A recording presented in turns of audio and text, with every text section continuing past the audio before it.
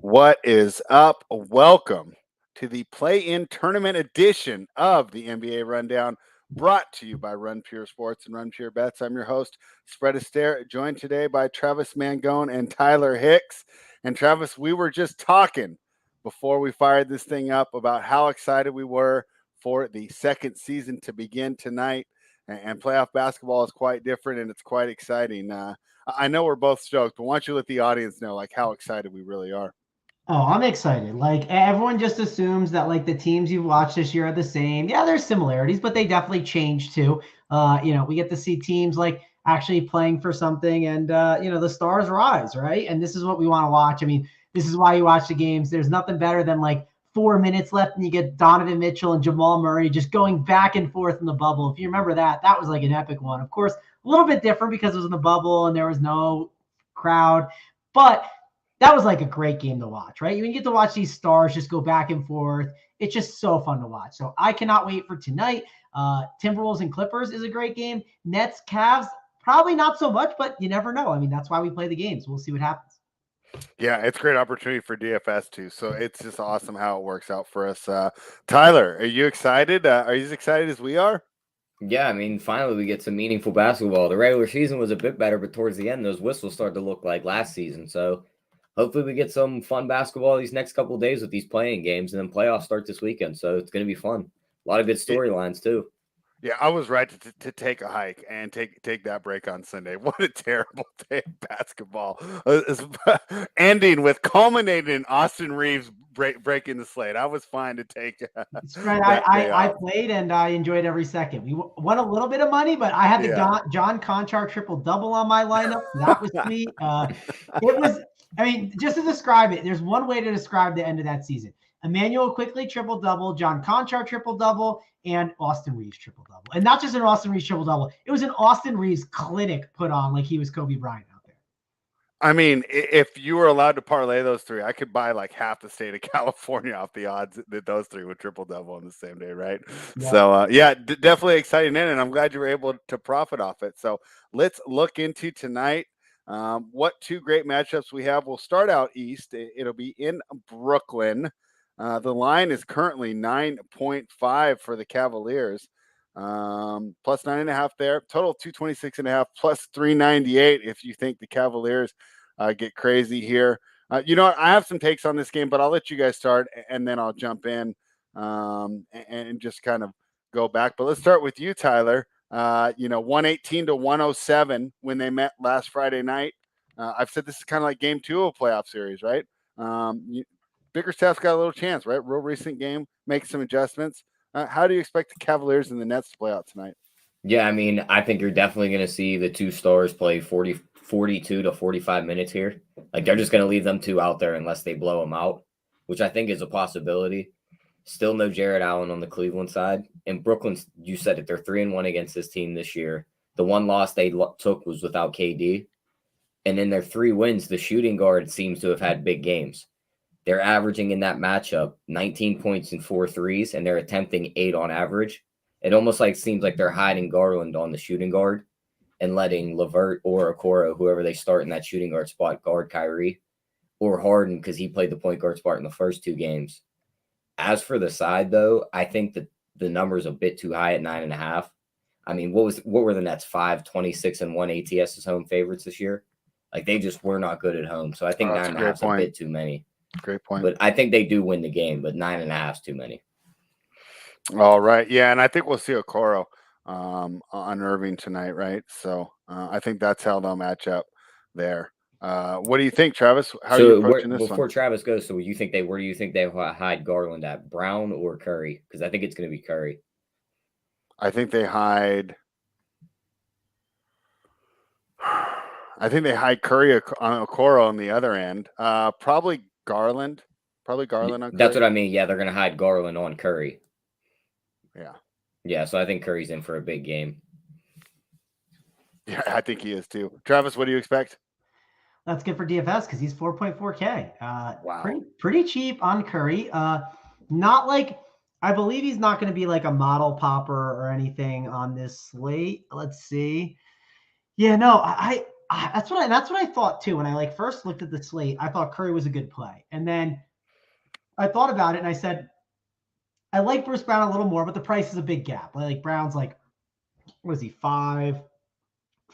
So big price gap. I think he's a good play. I think KD and Kyrie, you can make really good arguments to play them. Like, they're going to play 40, 42 minutes. They can easily both blow up.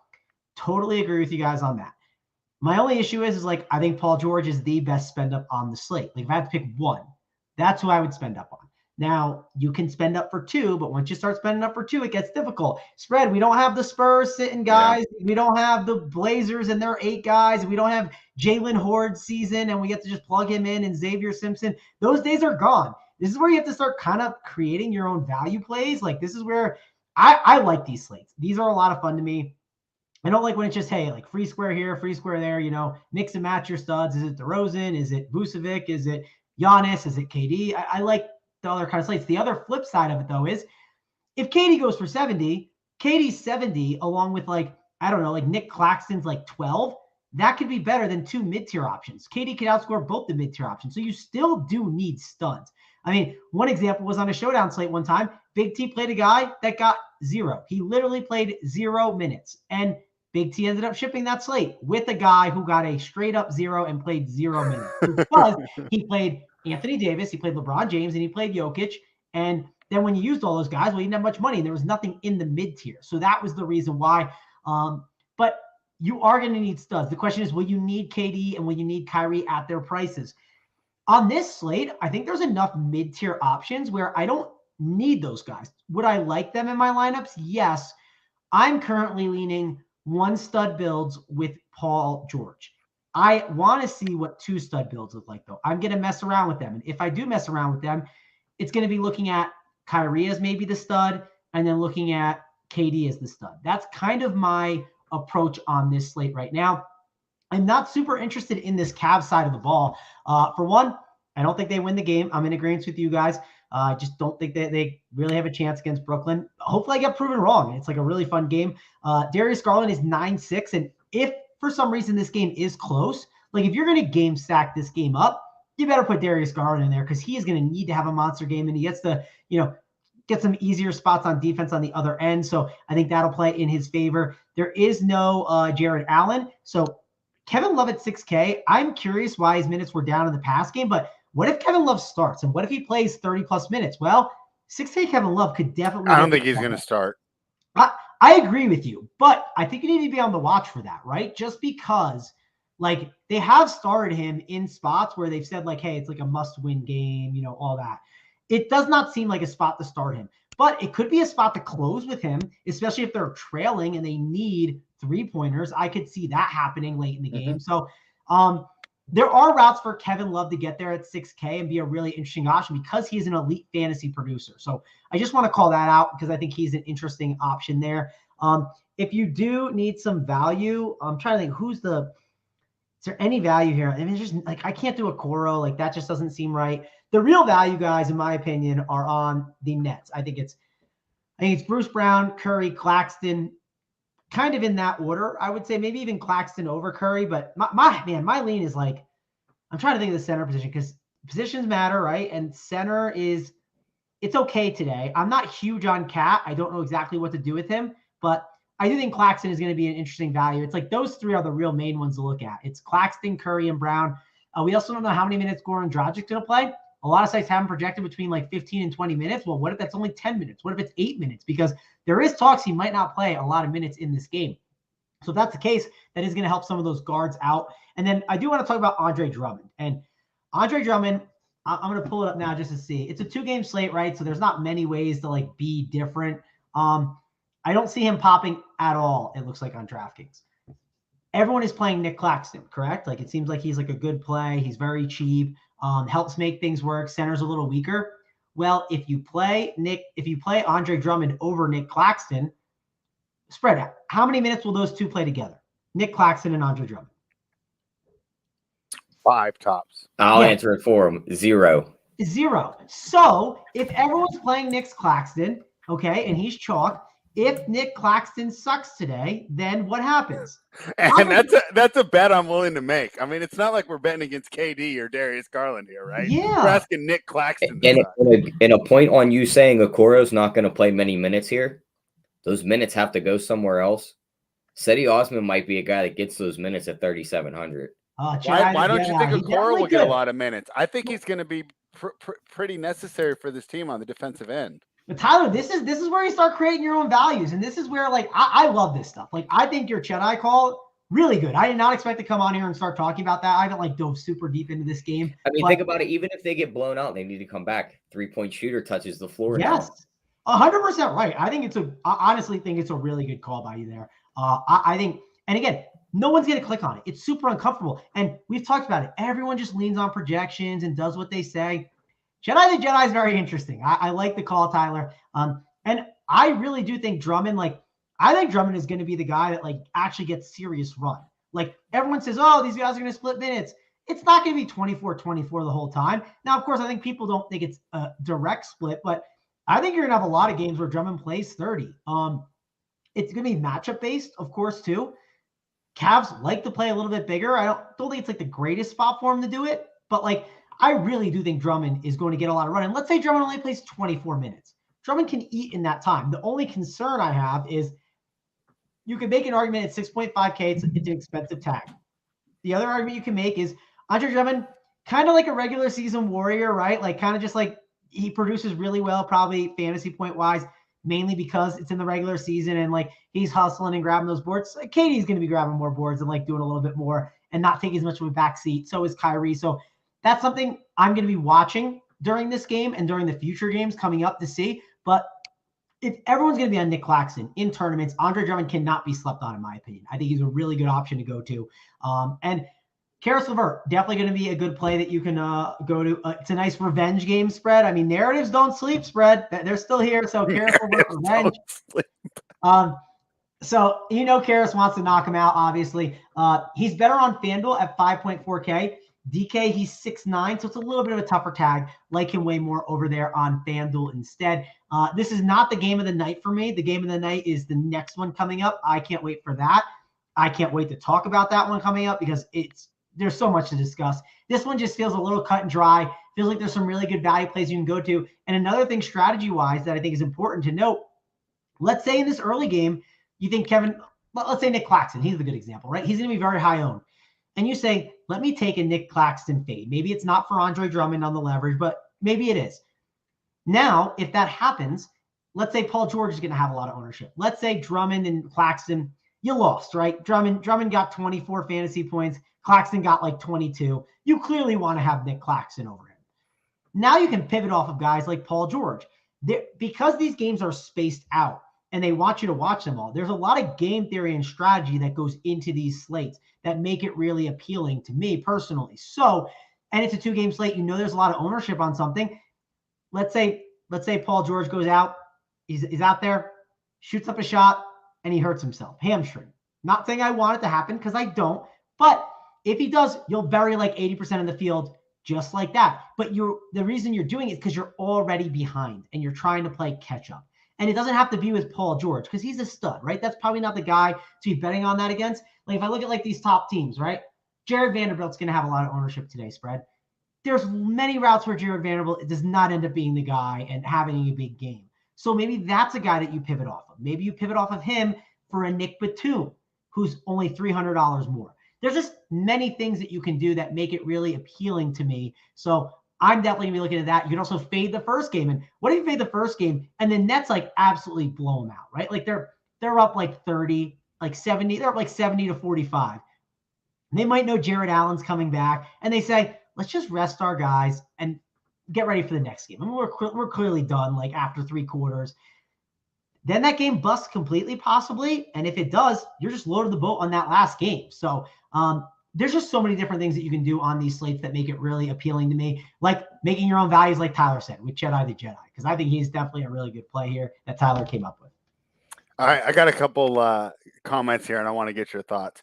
First one is, I don't think you should put Garland and Drummond in the same lineup. And here's my idea. If Garland's got a big night, Drummond's going to be in foul trouble. Would you agree with that, Travis? I'm trying to think. Yeah, so this is the reason I kind of agree with it. If I play Garland, I kind of want to play KD or Kyrie. And then, like, I have trouble getting Drummond in there, I think. You could probably stack it up and make it work. But I think if Garland has a massive game, I kind of want to get KD in my lineup. And he's 12K. And I just think it kind of makes a little bit more sense. And it correlates a little bit then with what you're saying. And put Claxton in there at the cheap price tag to help make things work.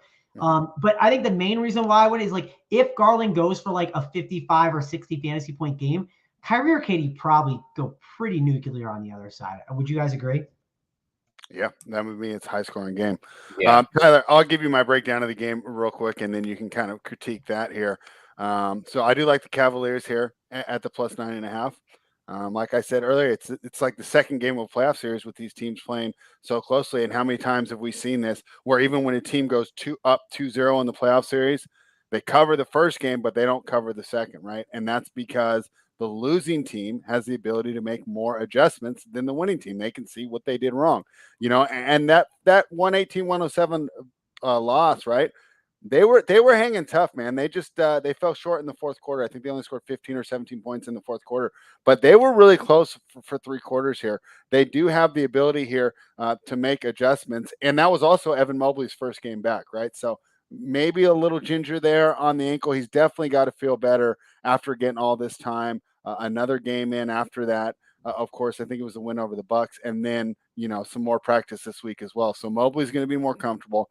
Bickerstaff has more ability to make adjustments. I trust Bickerstaff's ability to make adjustments more than Steve Nash, who to me seems like he's just a motivational speaker at this point, right? Or like the dorm leader that's just like a year or two older than everyone else, but is still hanging out and partying with the guys, right? I haven't seen anything on the sideline from Steve Nash that really makes me say, boy, this guy's going to be a great coach no matter who he's coaching.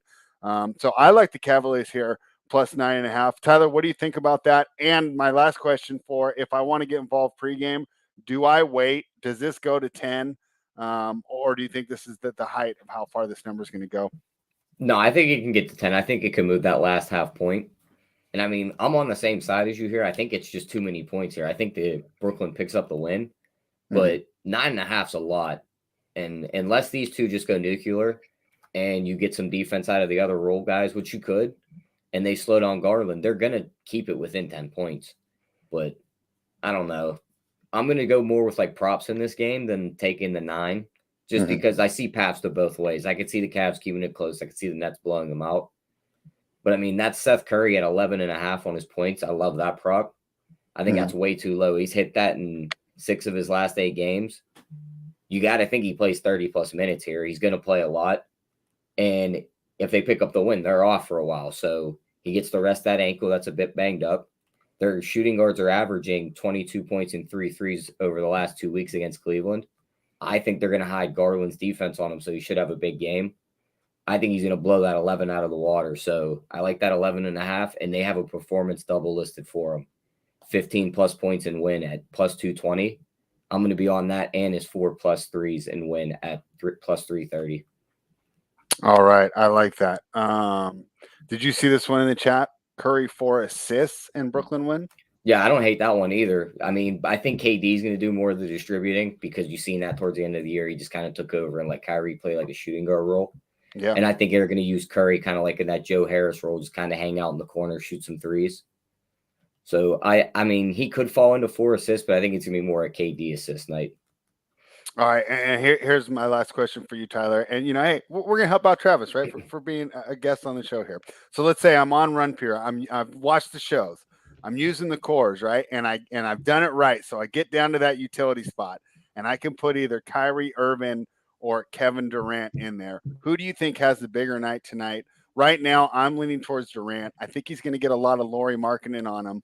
I think Kyrie's might have a little tougher matchup between Okoro, and he's going to have to pick and roll each time, or Durant's just going to murder that matchup right off the bat. I think KD has the big night of the 2 superstars, has the bigger night. What do you think, Tyler? Yeah, I agree with you 100%. I mean, they have no matchup for him. He's just going to kill him.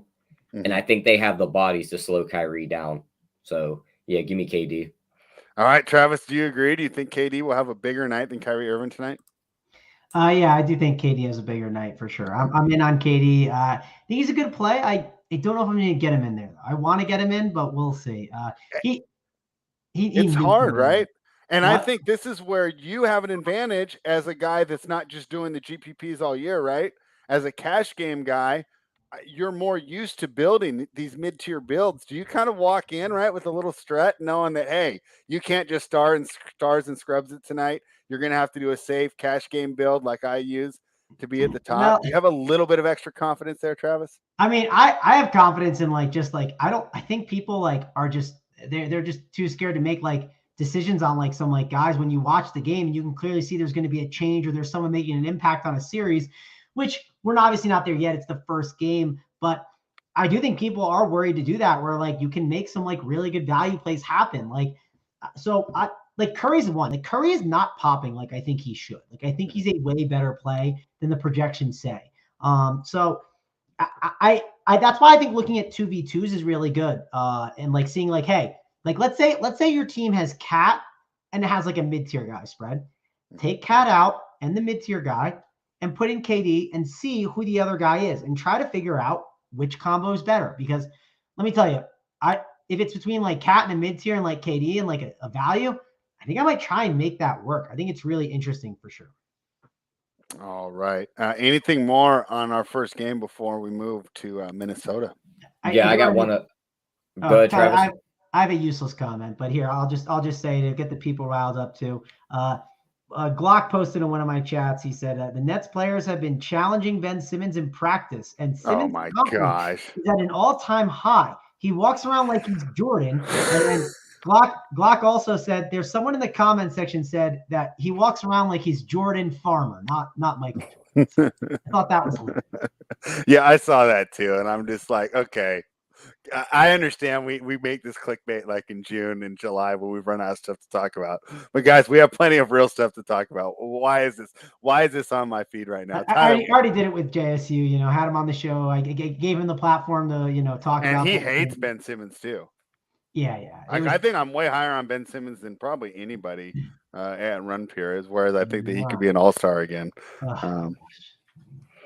Tyler, what's your play? I hope he is, but he's got to learn how to shoot spread. He's got to actually go out there and learn. He's got to actually go into the gym and grind. He can't just hang out with the Kardashians and do whatever he wants. He actually has to go in there and grind and put some work in.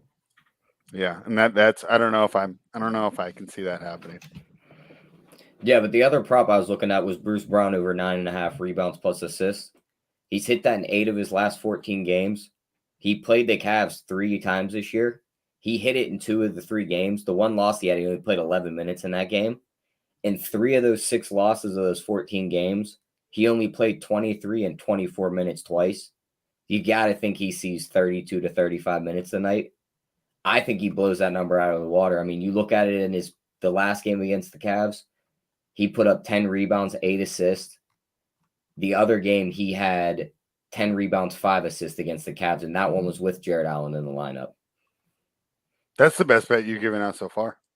Yeah, I got to figure out which books got it. The other one I like too, they have a Coro 3 prop listed. His under a half of 3 is -105.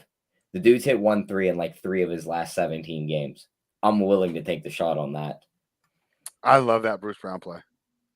That's why I think that he's a better play than Curry tonight, even because he's going to get you those rebounds and assists. So Brown is, but there is a big price difference. I do think Brown is the better play, but right. It's 5'8" versus 4'4". It definitely is a little bit of a gap, but I agree. Brown over Curry. If I had to pick one and I was building out my lineups, I'd plug him in first. Yeah, I think it's tough, but I'll bet you by tomorrow when we're looking at this, I'll bet you Brown has more points per dollar than Curry ended up did. I'm sure. I'm a huge. You're not gonna have me slander Bruce Brown. I'll say that. That's one of my points. Right. So I definitely like playing him, and I've been screaming all year. Early in the year, I was like, why is he not playing? Because they know what they have in him. He's going to be a staple to their playoff run. Bruce Brown is going to be key. So Bruce Brown is definitely going to get a lot of work and is a really good player. Yeah. One other thing I wanted to bring up. Do we think experience comes into factor here? We seen a play-in game last year where the Hornets got their first taste of playoff basketball. Mm-hmm. And the Pacers had been in the playoffs multiple times years before that and they punched the Hornets right in the mouth 144 to 117. Kind of like the same setup here. Outside of Kevin Love, no one has playoff experience on that team. So yeah, it's and like it's good experience for them to get. Like, it's just going to be great for the Cavs to play this game, especially a playoff game. It's not win or go home, right? But it kind of has that vibe to it. Like, to go up against KD, this is going to be great, valuable experience. And again, I agree with you. Like, I think that does matter for sure. Yeah, I think definitely good value or good experience, but not having the experience coming into the game, starting to make me lean towards they might go the route of just getting blown out. Here's why I think you had a great point. Obviously, the experience is there. Number one, I wouldn't or maybe Kevin a Love. first half on the Nets to where they just punch them in the mouth before the Cavs finally wake up. Like, what's the first half number there? I don't know. I just don't think that. I don't see it. I see. I mean, you got to think there's a different feel to the game tonight, like different intensity. Like, they might not be ready for that to where KD and these guys know what it's going to feel like right off the bat. Right. And they also have all the pressure though. The Cavaliers have no pressure. Let's say the Cavaliers lose by 15 points tonight. They still had a great season. They're still exceeding expectations. They're still coming home. Great. If the Nets lose tonight, I mean, boy, we won't be setting any of those. They're not out yet, right? They don't just get eliminated. They go to the. They're not eliminated, but the hot takes are gonna be. I mean, yeah, but that's fine. They won't care. They'll be like, oh, dude, could you keep in mind? I actually think this would be good for me. This is now. I just thought about this. I actually think I kind of want the Nets to lose because they might get the Nets against the Heat, and that would be great. I mean, that would just kick those Heat out quick because I'm not really high on the Heat this year, and don't have my Celtics run into the Nets. And Robert Williams apparently could be back sooner than later. So I think the Nets win, but like fandom-wise, I feel like I should be rooting the other way. That way I can get Robert Williams back, and then get the Celtics. You definitely should be. And Nets Heat would be fun too. But spread, I don't think about that though, right? Like, I don't think about my fandom. I just think of like, what's the optimal thing? What's the thing I'm like, betting on or I think is going to happen? And I think the Nets are going to take it tonight. But hey, if the Cavs win, I won't be upset. Maybe my DFS lineups will be a little bit upset, but I won't be upset as like, the Celtics will get a nice little shot at the Cavs and that would be good. Yeah, trust me, Travis. Thanks for Vivek Ranadive. I never think of my fandom either. I mean, it's like watching a minor league team out here. So I definitely understand where you're coming from there. Wait, you're not excited about Domantas Sabonis saying he's excited to be part of the rebuilding process for the Kings? I'm sure he is. They're going to be really excited to put up 60 points and give up 80 between him and Fox. I mean, this is just I mean the only way that team works, Fred, is if they get like a bunch of Mikal Bridges and Cam Johnson. Yeah, they'd have to get like 3 bomb-ass wings, but unfortunately, those are like the most coveted asset in the NBA right now. Especially you can't just like multiply Harrison Barnes 3 times and get 3 of him on the court. Yeah, I mean, no, because if you think about it, right, every team going into the offseason is going to say, oh, we just need a couple more 3-and-D wings. That's what there's no team except for maybe the Toronto Raptors that doesn't need that in the offseason. So, yeah, definitely going to be tough. What do you guys think about the total? 226.5 is what I kind of lean under. Why do you think it's going to be that fast-paced physical game? I mean, slow-paced physical game? I mean, sort of, but they averaged 221 points in this matchup in the 4 games they played this year. Mm-hmm. Brooklyn has a higher defensive rating than the Cavs in the last 5 games. Their defense is really locked down. They rank 7th to Cleveland's 14th. Mm-hmm. If they give Cleveland trouble scoring here, Cleveland might hang like 100 points, 95, to where Brooklyn has to put up a huge number to put you over that total. So I kind of lean towards the under here. I think you made some great points there. What do you think, Travis? Yeah, I think you made good points. Hey, I guess that might be good for my DFS lineups, but yeah, I mean, the thing that's nice is Evan Mobley's there, right? With Evan Mobley, like that it helps you so much defensively. Like it's just, and that will slow the Nets down on that side to keep the total under. Yeah, I'm not saying he can like guard KD, but like he can definitely do his best to like when you try and switch off Evan Mobley, like it doesn't just lead to an easy bucket. It leads to having to work harder for points, more time off the clock. So I definitely think when they didn't have Evan Mobley for that short period of time, they were bleeding, and having him back is big. It's like, what are Cleveland's paths to scoring a ton of points tonight? Like, Mobley turns in the post. There's Drummond there who's bigger than him. He probably stops him down low most of the times. Garland's probably drawing like a Bruce Brown who's going to chase him around off the ball a lot. I just don't see it unless LeVert has a big game. Like Markkanen's not putting up a big number on KD. I mean, just because you asked, the path to this game going over would be Garland has a big game. He gets the bigs in foul trouble early. Both teams go to smaller lineups, and they're just running up and down the floor. Yeah. Because without the bigs, maybe the pace slows down, especially if these guys are able to get these guys in trouble. Because even Brooklyn will run faster with Claxton there at the 5 than they would with Drummond. Yeah. What are the odds my boy Rondo shows up and just randomly pops in there and goes for a massive game? Probably. I mean, 50%. I mean, think about who he's going to match up with. That does it though. He's that dude. He'll do it. He's so smart.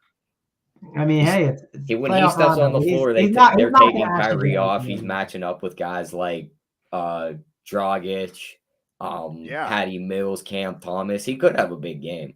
I would not be surprised. We the People popped in and he said, "I'm late. What did I miss?"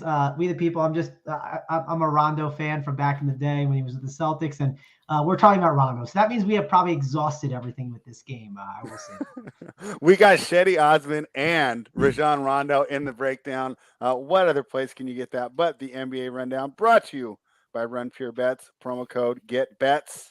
Los Angeles Clippers in Minnesota. The Clippers have been taking money today, Tyler. Timberwolves are now -2.5. This was 3.5 when it opened. It was at 3 for a while. I hope it goes back. I should have grabbed it earlier. Total of 230 plus 127 on the money line for the Los Angeles Clippers. And we'll save Travis for last because Travis is torn here. Is he going to go with the Timberwolves?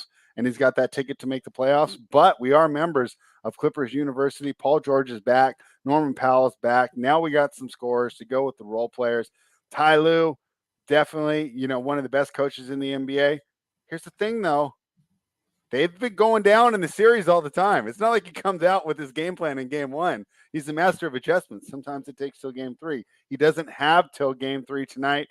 They were 3-1 this season, but 3 of the games played in November, right? Clippers won 3, and then the Timberwolves won the most recent game. That was in January. I think you throw all those results out. Those are not indicative or predictive at all. Once again, I like the dog, Tyler. What do you think?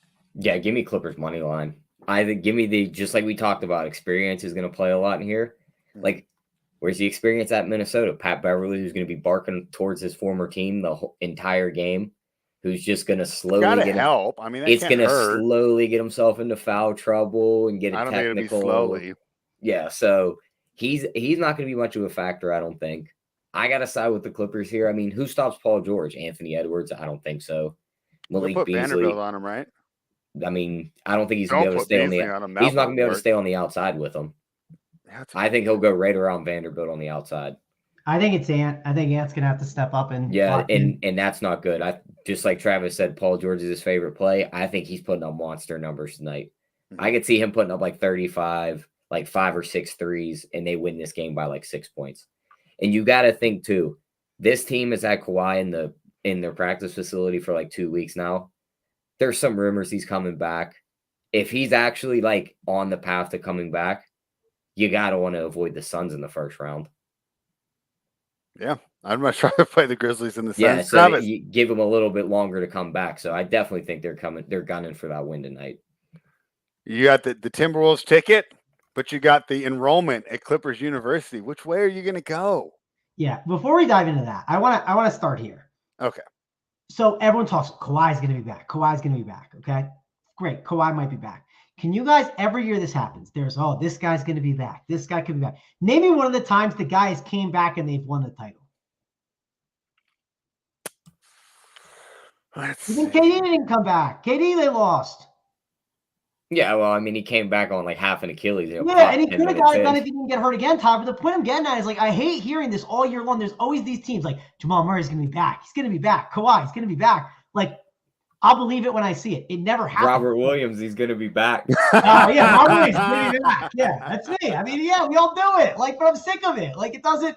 I will say, I thought Williams was done for the whole season. I didn't know he was actually had a chance. But yeah, the point I'm getting at is I'm so sick of hearing this. Like, if you want to bet like the long shot odds of the 51, yes, of course, you're going to get the closing line value, CLV, take it to the bank, do what you want. I think the Clippers, I do think they might be the better team tonight. I disagree with you on the experience thing, Tyler. So one thing I think that I'm really intrigued by with this series is I think it's kind of one of those like chess matches where you have like one team versus another, where you got the one team that they've kind of been together for a little while, right? The D'Lo Ant Cat combo. It's been a year, but some of these guys, they've been there for a while. You know, you kind of grind, you want it, and they've been healthy for like most of the year together. This Clippers team, yes, you have Reggie Jackson, Morris, Paul George, like the core guys, but they do have like these other pieces in Covington and Powell. And I'm wondering, like, how do those guys mesh, right? Like first time kind of all getting acclimated. Both those players have such easy ways to fit in. Like Covington doesn't require the ball at all. So all you're getting is this great help defender. And then Powell is just a secondary creator. And he's pretty secure in that role. He's never really demanded the ball too much, right? It's more like, it's fair. You need someone to bail it out. Give it to me with 7 seconds. I'll get you a quality shot. It's a fair point, and maybe I'm overvaluing that a little bit, but I do think I think the Wolves have more team chemistry than the Clippers do. I don't know if you guys agree or disagree with that, but that's a tough take. Is that wrong, Tyler? What do you think? I think I agree with Spread. It's tough because I think when you look at both teams, like what team like really plays team basketball? Like they both kind of go into like these ISO modes where it's like, all right, your turn. Like, I think if you said the other way, the Clippers have more team chemistry, I would have said the same thing. Oh, that's tough. I don't know. It's just so how are you quantifying this, Travis? Yeah, I'm trying to. It's just like I don't know who's going to close for the Clippers. Do you even know the Clippers closing lineup? I know who's going to have the ball in his hands. Yeah, sure, I mean, but like if I had to guess, closing five. I don't even know. If I had to throw names out there, you got to think Reggie Jackson, Paul George. Okay. Batum, yeah, maybe. Agreed. Morris. No, I don't even think Zubac's closing. There's no chance. There's no way he's closing. They're closing small. No, they close Rocco at the 5. Yeah, I guess. Rocco or Batum. Yeah, I think the ones that you throw it's gonna be either Batum or Morris. I think they might even just go full overload. They might pull Batum out and throw Powell on the floor with Paul George. Which like I think Powell should be out there. I agree that like it's good that they have all these pieces, right? Because when you're in a playoff series, like I forget which playoff series it was not too long ago, but remember Luke Kennard came up big in a playoff series? Like and he's out tonight. Yes, he's out. I think that matters a little bit. Obviously this isn't a playoff series, it's just like a 1-game thing, but those things definitely do matter. I do think you're going to see Cat have some problems. I do think you're going to see them throw a lot at him, where they're going to try and put the ball in Ant and D'Lo's hands. I think that's where they want the ball, where they want it in Beverly's hands, right? Like Patrick Beverly trying to put up a lot of shots, that's probably ideal because that's not really the role he's typically in. So I do think you're going to see the ball forced to those guys. I'm so torn, Spread, because like, here's the thing. If the Clippers do win, I also have a Grizzlies ticket that's 75-1 to win the title. So now I'm upset that I think I got to run on the Clippers because I think the Clippers are not the easiest out. I think the Timberwolves would be easier for them. I also got the Clippers 6-1 to make the playoffs. So that's another one. And I like the Clippers and I want to bank on them to make it and finally prove myself right, Spread? Like we've been on this team for a while. And we want them to finally prove it right. We would love Kawhi to return and we just feel like geniuses over the past couple of years. I think the Clippers is the better side from a betting perspective. Getting 3 points, getting the plus money. I think it's more of a coin flip. I really do. I think it's gonna all count on obviously Paul George, the defense on Cat as well. I think is going to be important, and I think the ball is going to be pushed into D'Lo and Ant's hands, and it just depends. Are D'Lo and Ant going to be able to make those big time shots? Or is one of them going to rise to the occasion and basically, prove that they deserve to be here? I mean, we've seen D'Lo do it at times, and he was with the Nets. He definitely looked like a stud, was always pointing at the vein. I want Ant to do that. I want Ant to show up tonight. I want Ant to have a big game. That's my hope. I'm excited to watch this game as just a basketball fan, but I do worry that this Timberwolves team comes up a little bit short. I think they lose to the Clippers tonight, and then I think they get the job done over the Spurs or the Pelicans in the next series. Wow. Okay. Tyler, what else you got for us? Other big thing in this game, referees. It's Scott Foster and one other ref, I believe, Ed Malloy. In Ed Malloy ref games this year, the Wolves ranked 27th in free throw attempts. The Clippers ranked 3rd. In Really? Scott Foster ref games, the Wolves rank 29th in free throw attempts. The Clippers rank 2nd. They're going to shoot. What is the normal? What's the normal rank on free throw attempts? Just in general. I don't have that off the top of my head. I'd have to go pull that. I would be curious if you could look that up. I would. You maybe know how to find that faster than me, but I'd be very curious by that just to see if it's like a huge gap, because that's really intriguing to hear. Yeah, I could hate see some hearing weird that. calls. I forgot about ref trends here. Yeah, we're into that point in the year spread. Ref trends are definitely big. The other thing I was looking at, there's some on DraftKings, there's team props. Most free throws made or over on free throws made for the Clippers in that game is 16.5.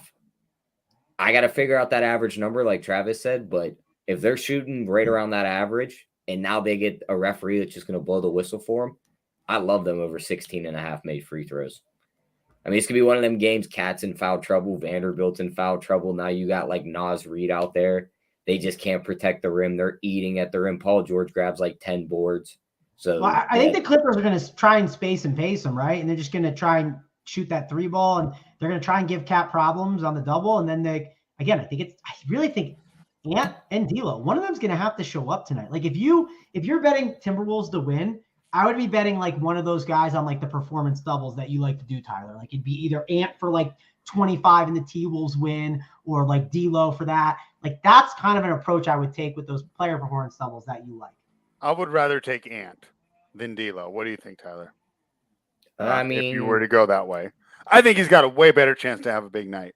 If D'Angelo Russell has problems with his team, is thwarted at the point of attack, guys they could throw at Ant. Like I know they could. Ant has that athleticism the same where guys. he could beat anybody. Are we sure though? Like a Paul George? I do think they're gonna just keep Reggie on D'Lo, and that's like the best like route. Yeah, that is the best case scenario for D'Lo. Like he could torch Reggie. All right, that's a good point. And then I think what they're gonna try and do a lot of PNR, and like the thing I really would love to see tonight, and this is just talking like basketball. I mean, we're not talking DFS betting. I haven't gotten to the DFS stuff yet because again, I'm so in love with this game tonight.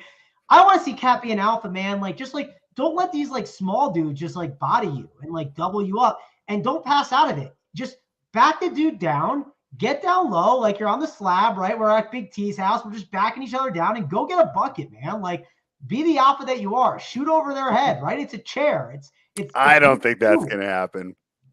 I think he's folding like a lawn chair tonight. I think he's going to try and be Larry Bird and prove he's the best shooting big man of all time. That's our guy Joey in the chat's talking. He says George, Morris, Batum all can guard Ant.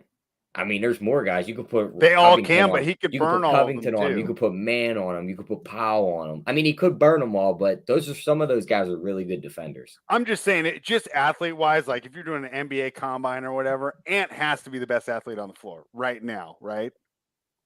Yeah, he's across the NBA. No, on the floor tonight. He will be on the floor tonight. Athlete. Yeah, I mean, yeah, probably. If I want to emotionally hedge spread, I'll just take D'Lo, and then if Ant has a huge game, like I'm just so happy for the kid, and I'm so pumped. So that's my emotional hedge. You know, I love Anthony Edwards too, so maybe I'm maybe it's kind of bleeding through here. I mean, the one thing I like about Ant is he recently had a huge game, and he credited it to talking with the assistant coach more, and like. Then basically saying like, dude, you got to just start being dominant. Like you got to just like do it. And he's definitely embracing that. And that was the big issue with Ant over the past 2 months. His drives to the rim just were not there. He just wasn't doing that. And I think he's embracing that a lot more. And I hope I hope in this playoffs, like I hope they make the next round. I hope he like realizes like, I need to, like, in order for the Timberwolves to make like the next jump, he needs to become the guy, right? He needs to become the best player on that team. That's my opinion. I think in order for that team to get to the moon, he has to become the best player on that team. Yeah, he's got to become like a top 10 player, really. And I mean, they have some great role pieces, but what's that? He definitely has the ability to, but he has to just do it. It has to happen. On both ends of the floor, too. He's not going to be like a Trae Young just putting up 30 and 10 and getting cooked. He has the ability to be a Paul George level stopper. If you really, I think he has the ability to be like Paul George, like D Wade in the past. Like I think he has the ability to get there for sure. Yeah. I hope he can. I mean, this is where stars are born, right? Like Ja was kind of born a little bit last year. I mean, we knew Ja was good, but like Ja had a pretty sweet playoffs last year for sure. Mm-hmm. We saw him dueling it off. We saw Mitchell and Murray when they dueled, like they kind of like got like more born then. Like we all thought that they were like good, but that's when they really just like arrived, it felt like. So it felt like that happened with Bam Adebayo a little bit. So this is where it happens, right? And I hope we see it tonight. Let me talk DFS real quick on some of these guys, just because. Let me go one point real quick before you break that down. Okay. Because you mentioned it about what would happen. I think unlike the last game, I'm fairly confident that whoever loses this game is going to win on Friday. And unless it's more than -7, I'm probably going to hit it at the opener. I think that the gulf in 7 and 8 is way more than in the East. What do you think, Tyler? I think Minnesota versus the Pelicans would be pretty interesting. All right. Well, we might have time for that on Friday. DFS breakdown. Let's hear it, Travis. Yeah, it definitely would be interesting. I hope that man, I don't know. It's just sucks because I like both these teams a lot. And then I do too, but at least they got a chance on Friday. Yeah, I just like all the teams I like running into each other. So it's kind of annoying. But DFS wise, we talked about a little bit. I think I'm leaning D'Angelo Russell 7K over Ant Edwards at 8.3. One's point guard, shooting guard eligible. The other one, Ant Edwards, he's shooting guard, small forward. So that makes it a little more intriguing. On FanDuel, and this is worth mentioning, center is like a little tougher. So like I see on FanDuel, it looks like you're getting Cat is on a bunch of teams, but like Claxton's on some too, but Claxton's more at the power forward position, not the center. So I think Cat is going to be in play over on FanDuel. I think if you don't play Cat, I think the best way to not play him is going like Claxton or like a Drummond at the center and not at the power forward spot. That could give you a little bit of a unique build. But yeah, I think Cat is definitely in play on FanDuel specifically. I don't like him as much on DraftKings. I do think he's going to struggle in this game. And I think on FanDuel, you can gain some pretty nice leverage fading him. So that might be the guy I fade on FanDuel. We'll have to see. I haven't built too many lineups, but I'm definitely considering that. Pat Beverly, I think, is like a really strong play in general. Just feels super safe at 5.2. Doesn't feel like he'll burn you. And like you talk about those mid-tier safe value spread, like the cash game guys, like Pat Beverly's that, right? And he has upside too. Like if Pat Beverly had like 40 DK points tonight, that would not surprise me. I definitely feel good about having him in my lineups. I know he's at least going to try, right? I know he's going to be out there grinding. He won't be standing in the corner like a clown. He'll be putting his full effort. So you don't think he's just going to run around and trick us? No, he's not tricking us. Right. He fights for your DFS lineups, Pat Beverly. Right. You know, like he's not a guy just standing in the corner. So let's see. Reggie Jackson on FanDuel, dirt cheap. Marcus Morris, not a guy who's popping that much. Same with all these other ones, like Covington, not going to pop. Minutes are low. Powell, same thing, not going to pop. But one of these guys is probably going to be, and maybe probably two of them, could even be three, are going to close this game out. And one of them could definitely pop off for a pretty big game. So I think one of like the big keys to winning a GPP today is figuring out which Clipper is going to be the guy to really pop off. Is it Marcus Morris? Is it Norman Powell? Nick Batum, I think, is a pretty good value at 4.3. That's not popping that much. Or is it a Covington? I doubt it's Terrence Mann. If he gets hot, would he gain some run? Of course. That's like. Can you imagine if Terrence Mann breaks the slate? And the reason I say that is I actually can't imagine that happening. At like 5% ownership too. But I really think that's like the key. Like, if you're playing 150 lineups tonight, okay, like I don't hate the idea of putting a group of Morris, Powell, Batum, Covington. You could toss in Mann. Maybe you like put like a max man. That way you don't like have too much of them. You max it out, but make it where he's on. One of those guys that is on at least one team that you make. Or maybe if you don't want to do it for all your teams, maybe you like run 50 lineups, then like the next 100 you do it for that. Like I do think there's a route where like one of these guys pops off for a huge game. You don't for sure have to set the rule. Maybe just go overweight on a bunch of them, and then you make a group where like there's not too many on the same team. But I do think you want to get overweight on some of these Clippers that are not popping in projections, but they have the ability to if they gain more minutes, which I think you're going to see here. All right. Tyler, what else we got for this game? I just got one question for Travis real quick. You already got 3 Clippers in your lineup. Last guy in, you could afford them both, Curry or Mann? Curry. Yeah, definitely Seth Curry. That's what I was thinking too. Yeah. But I mean, as for this game spread, like looking at props, I mean, the player performance doubles we the people called out in the chat are definitely the ones I'll be all over. They have Paul George 3+3s and win at +176. They got him 25+ points. They got him 30+ points. I'm playing all of those. I like his 5+3s also. They have that one listed. I mean, he could hit all of these. They're over on 3-pointers on these guys. I mean, Robert Covington 1.5 +120. I like that. You have Reggie Jackson at 2.5 +125. Like that. Terrence Mann over a half of 3 at -105. We think they're going to space it and just run these guys and shoot a ton of threes. He'll be out there shooting also. Nick Batum at 1.5 at -110. Like I like all those threes props. And then on the other side, you could do D'Angelo Russell at 2.5 at +120 because you figure they're going to be shooting a ton on the other side also. And then looking at rebound props, I love Paul George's rebound prop at 6.5. I mean, I think that's way too low. I think he's going to double in this spot because Cat's not really like a dominant rebounder. Vanderbilt can be, but Paul George will get in there and get his. So definitely like the over 6.5 on his rebounds and his double and win. Who is that? You say you like Cats or you like Vanderbilt's double? No, I like Paul George's double and win. Oh, okay. I was saying those guys don't really scare me when it comes to Paul George's rebounds. Yeah, that makes sense.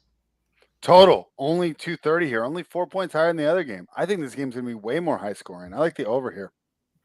Yeah, I think that's a good call. I'm not like typically like a huge totals better, but I think when you compare the two, I like the kind of look that you're talking about here.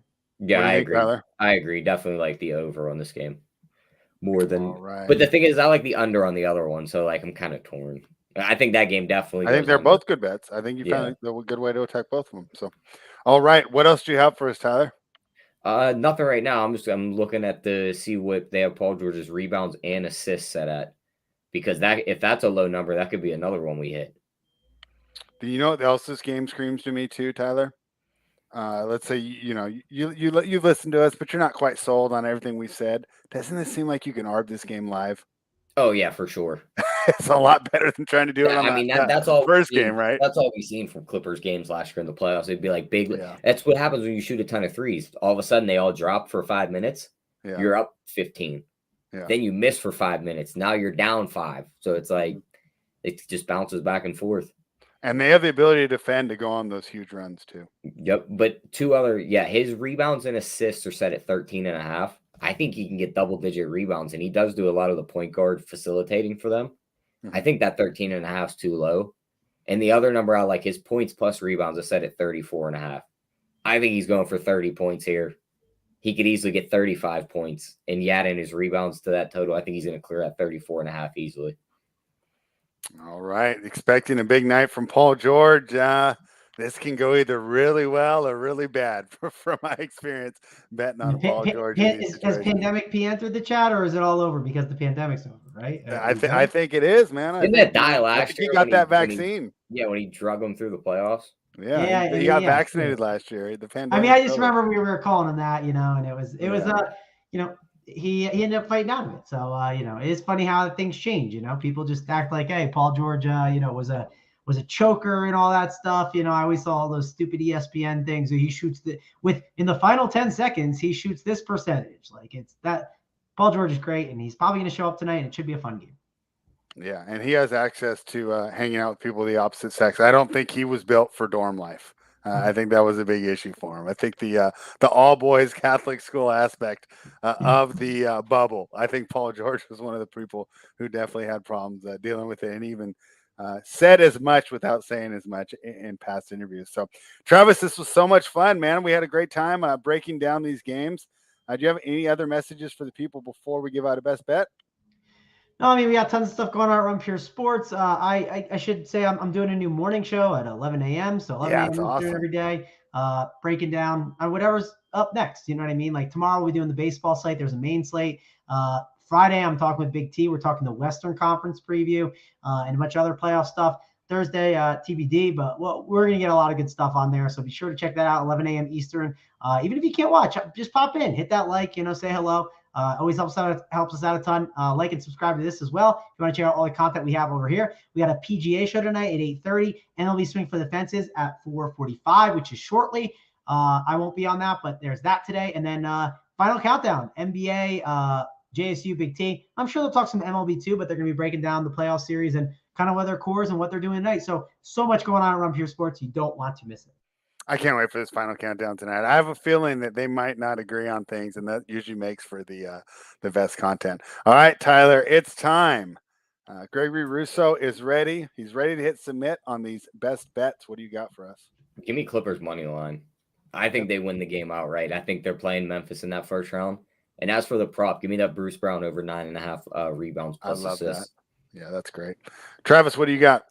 Yeah, there's only 2 games, so like we might have some that are the same. I'm on Yeah. Clippers same. Clippers money line. Give me them. That's my best bet today. Man, it'll shatter me because then I have to sweat out the Timberwolves one last time, and then also I got to deal with Memphis and the Clippers, which I will be in shambles watching that series for sure. But I can't wait. If those two run into each other, it'll be a lot of fun to watch.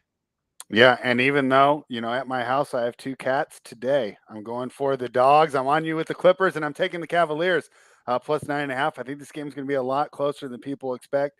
The idea that Kyrie and KD are just immune to pressure and that we can just write in 50 points from each of them, right?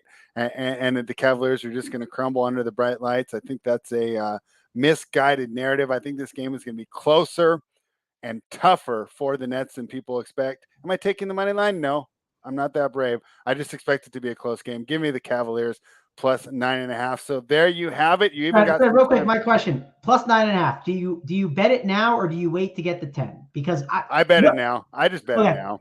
I think I can just double asked down because I don't see the Cavs getting points, taking as much money. That's the reason I ask it. Leading up to the game, I think you're going to see more people jumping on the Nets, right? Doing their parlays, putting the Nets in. I could see that completely. Yeah. So, and we'll see. But I just did it now, and I just, I've been doing well lately. So if I double down and make this a 2-unit play at 10 or 10.5, I'm fine with that too, because I feel pretty good about this pick here tonight. So that is it for us today. So the schedule this week is we'll have Hoop on tomorrow. We'll be doing the 9-10 games. That'll be pretty cool. Then Thursday, there's no NBA, but JSU and company. I haven't confirmed all the guests yet, but the normal guests that we see on, we're all going to get on. Maybe it'll look like what was that one show where they all X each other out? Hollywood Squares. Yeah, maybe it'll look like that. We'll see how many people we get. But we'll be doing the Eastern Conference preview with JSU on Thursday. And then on Friday, of course, we'll preview the final 2 for the 8-spot games, as well as a Western Conference preview. AP's confirmed for that. And of course, a sort of cast of characters from the Run Pure team as well. So I'm really excited for this week. I'm really excited for the NBA playoffs to get going, and hopefully we can continue these winning ways. Because Tyler's been on fire. We've been cashing these tickets, and I just want to keep it going and be holding the trophy here when the season ends. So Travis, thanks again for jumping on. Do you want to get us out of here? Do you want to give them some words of wisdom? Before we get out of here, I just want to talk about. Do you have the home run? I don't because they locked the Timberwolves game on FanDuel, so they have to wait for that in the Discord. Okay.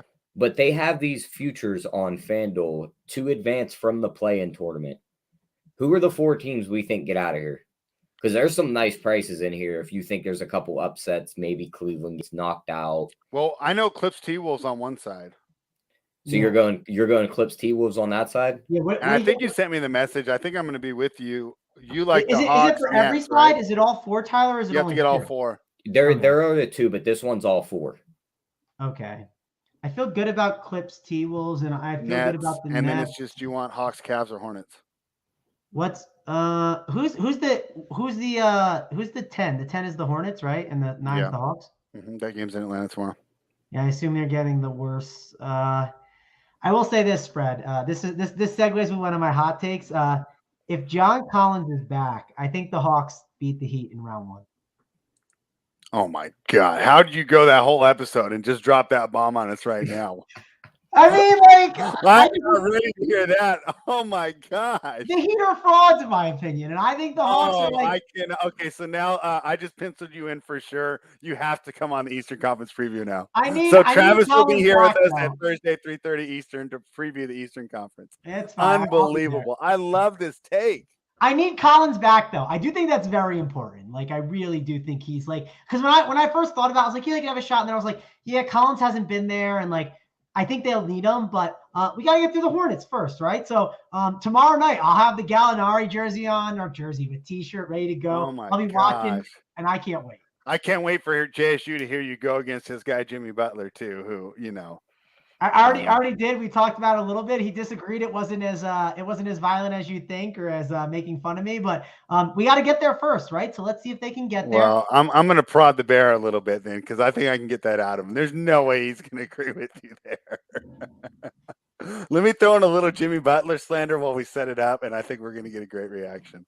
Oh yeah, you throw in the Ben Simmons. You just talk up Ben Simmons and how he's Oh going to yeah, lead the that's Nets to the yeah, play. Talk how he's going to lead him to the finals. Like that's there's so many good things. 5 minutes before we go on, I'll send him one of those like House of Hoops highlight reels of Ben Simmons for like 4 minutes just to get him fired up. All right. Yeah, I think everybody disagrees. I love what with Bill that. says. Here's when I X off the show, blah blah. Yeah, like I picked a dog. Yeah, no kidding. You're gonna get so much plus money for that. I got destroyed for the Hawks over the Sixers last year. Yeah, maybe there's a little bias from last year, but I don't care. I think that team is a good team, and I think they're kind of built for the playoffs if they're healthy enough. So we'll see. That's funny. If I was watching, I would definitely like lean forward. I mean, anyone can get on there and pick all the favorites, Yeah, right? sure. I mean, Like pick all the favorites. That's how it happens. And the worst part is I haven't done my finals picks yet, but man, I'm struggling to get like to not picking last year's finals, but we'll see. I'm still I trying to know, pick and I didn't want to either. Speaking of that, on BetMGM, if you think it's just going to rematch, you can bet the exact outcome. It's the same price on both sides. Either team wins to beat Phoenix, beat Milwaukee, Milwaukee beat Phoenix. They're both 11-1. I think it's a rematch. I'm probably going to bet both of those. I mean, that doesn't seem bad.